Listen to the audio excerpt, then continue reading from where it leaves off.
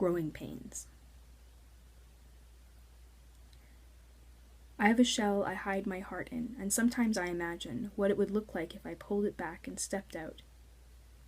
And I am afraid. I have a curtain around me, and it keeps all the light out. It's warm in here and very cozy, but too small to straighten my legs. And I am afraid. I have a wall built on the skin of my arms, and it's heavy, but whenever I wonder if it's time to peel off the bricks and move, I am afraid. The sapling grows when the seed drops from the tree and, after a season, dies. I have roots. My toes reach deep into the ground and have found the water that's swollen my home. And I have grown. But now I feel my skin tearing, and I'm afraid of what might happen when the light pours in. Even though my green head and arms stretch to meet that explosion of nuclear fission, I have all the tools to thrive. But it is damp and close in here, and out there is the wind. So many seedlings die. Here I am held, and there I will have to fly, but I feel the mold around me. Either I die to become, or I die, and all I want is more time to not decide, before I have to meet the atmosphere whose turbulence will teach my woody spine to hold me tall. But I don't know if I'll discover when my world splits if I have wings. I have shutters built of fine wood that I have never pulled back except in the last few months, to see through the window I have set in my heart that I could walk through if I tried, and I am afraid. I have a blind of crayon-colored papers taped together, and I don't have to see anything past them, except I don't want to become nearsighted, so sometimes I walk past them, and I am afraid. I have an elegant case for my heart filled with velvet and closed with a lid, which I can open to show myself off, but which I was always meant to leave. And I am afraid. The baby bird takes flight only after falling from the nest that held it tight.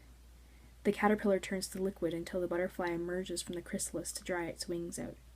And I have wings. It took them a long time to form, but I can see them long and white and beautiful. The dampness in here keeps the feathers clumped together, and the space is too small to spread them and measure their width.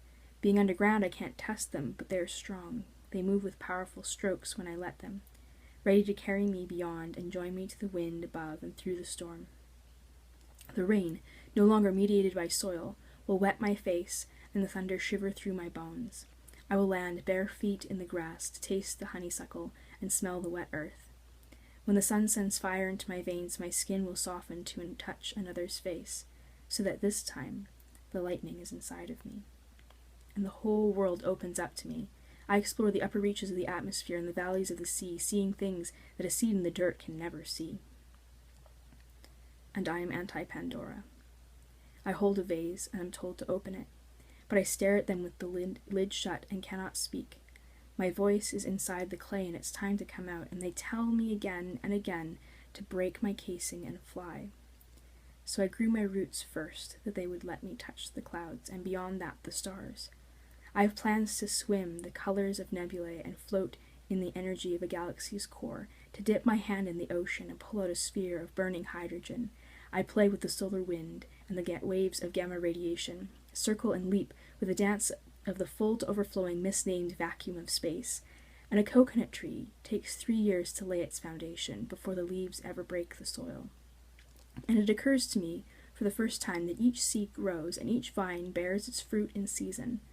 A child in the womb cannot be rushed.